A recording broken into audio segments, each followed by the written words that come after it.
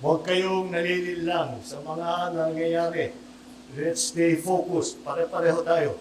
Ako, ganun ang kanilang isip. Pagka maraming maingay na nangyayari, iniisip ko lagi, ano ba talaga trabaho ko?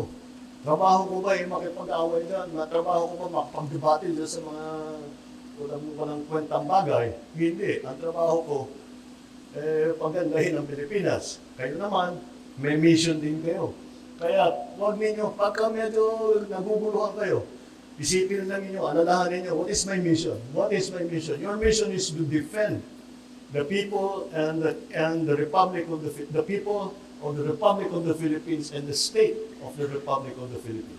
Basta't maliwanag sa pag-iisip natin, we have the same mission. I do it from the civilian end, kayo sa military, police end. Pero pareho ang mission natin. Let's keep that mission clear in our mind. And kung nadidistract tayo, siyempre maraming sigaw, maraming ingay. Pag nadidistract tayo, at sabi ko, paano na ito? Ay, madali yan, madali ang sagot dyan. Ano ba mission ko? Yun ang tutuparin ko.